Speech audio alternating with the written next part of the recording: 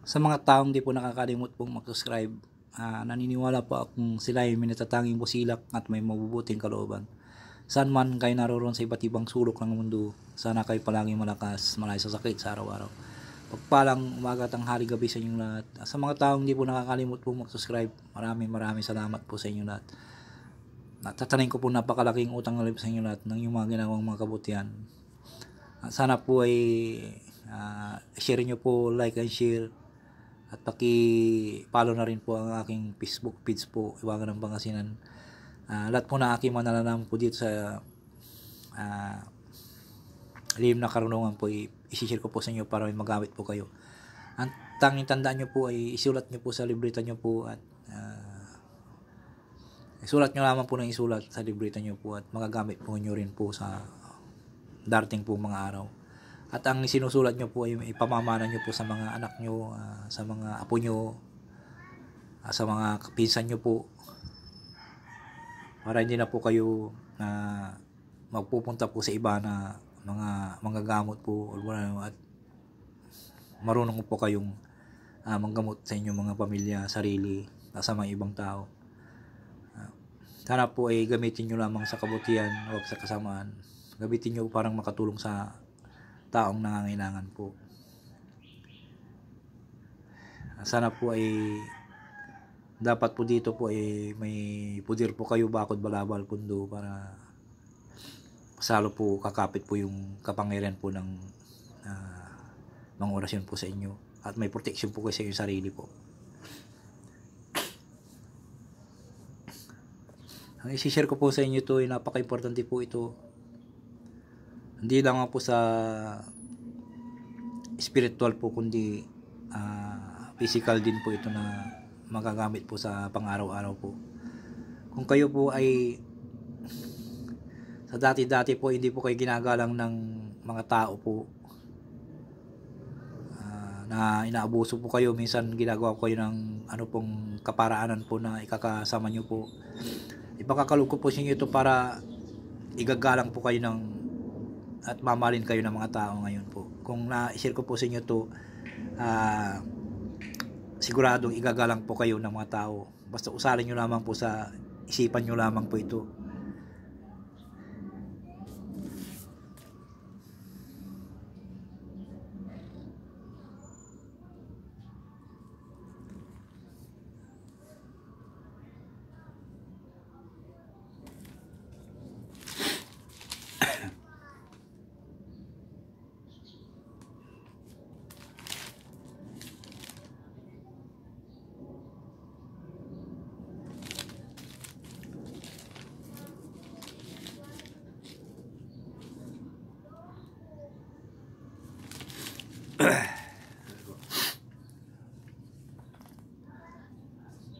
Nais nyo pang nais nyo pang baka inyo na kayo igalang ng at mamahalin ng mga tao.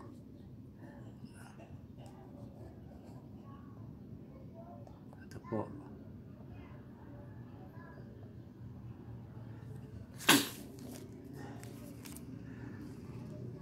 Kung ngayon ay narito po ang orasyon na sinasambit ng pari sa pamimisa, tuwing itinataas niya ang mahal na kalis, ay narito po ang orasyon. Nuis del nuevus uhum Dios guam. Nuis del nuevus uhum Dios guam. Nuis del nuevus uhum Dios guam. Kayong lahat na nasakupan ng aking kapangyarihan, kung kaya't igagalang at mamahalin ninyo ako. Usalin po lamang po ng 3 beses po. Mas maganda po kung nasa marami po kayong tao na halimbawa po ay nagkumpul-kumpulan kayo, nakumpulpulan kayo ng maraming tao po. Usalin nyo lamang po sa isipan po at ipon nyo sa yung mga kaharap po ng mga tao, ipon nyo muna sa dibdib po ninyo ng isang bisis po at iipon nyo sa mga tao na inyong nakasalamuha po. At sigurado pong igagalang po kayo ng mga tao. Napakabisa po ito na akibabagay po sa inyo. Basta gamitin po lamang sa tawang kaparanan po. Salin lamang po ng 3 bisis po, iipon nyo sa inyong dibdib ng isang bisis po. Kung nakaharap nyo po yung mga tao na may nagkukuhan po sa iyo dati, usalin nyo po lamang po ito at iipon nyo sa kanila at sigurado pong igagalang po kayo ng mga tao na inyong makakasalamuha. Dapat po ingatan po ito mga orasyon po na ito at huwag pong ipagyabang po.